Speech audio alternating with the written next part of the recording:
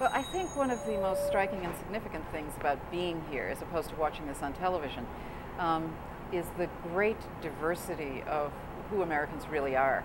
And I switch back and forth from being on the floor to going back to my hotel room and listening to the coverage. And the coverage is all in black and white, rhetorical black and white, that is to say. But when you're on the floor, Barack Obama is really embraced as Hawaiian. He's embraced as having an Asian sister and therefore Asian. He is embraced as being a citizen of Chicago, as being a citizen also of the South Side. He is part of the University of Chicago. His multiple identities reach very far and very wide, and the identification with him as a leader for specific issues is so broad and encompassing that that's what I find most exciting about actually being on the floor, are all the people who find parts of him with which to identify and resonate. The convention is such a meta experience that you can easily lose track of reality. You start to think, yes, we're all hardworking Americans with faith and hard work. We can accomplish anything. It's very seductive.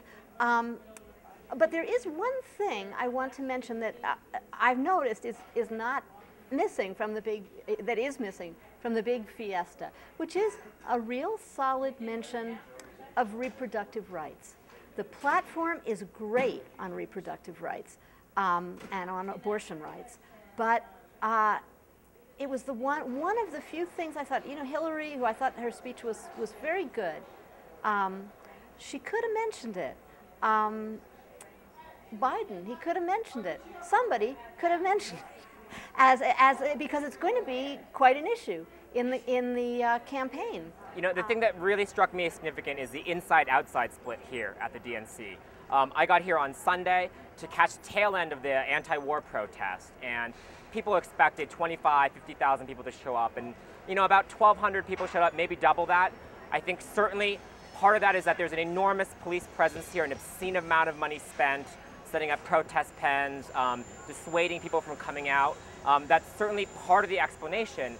But I also think there are a lot of people here at the DNC who would have turned up at an anti-war protest, that certainly showed up at anti-war protests in New York City before the war started, who are kind of inside the Democratic Party. I'm talking about groups like NOW, labor unions, teachers. These are people who I think are anti-war, who are to the left of Obama and to the left of most of the Democratic Party. But they're here, and they're doing things like forums and panels, and some of them are credentialed, and they're sort of joiners, if you will, inside the DNC. So my big question is, how do we maintain that outside-inside balance and push the party from the left when it needs to be pushed? And you know, regrettably, I didn't see a whole lot of that here because I think people are here representing their interests on the inside.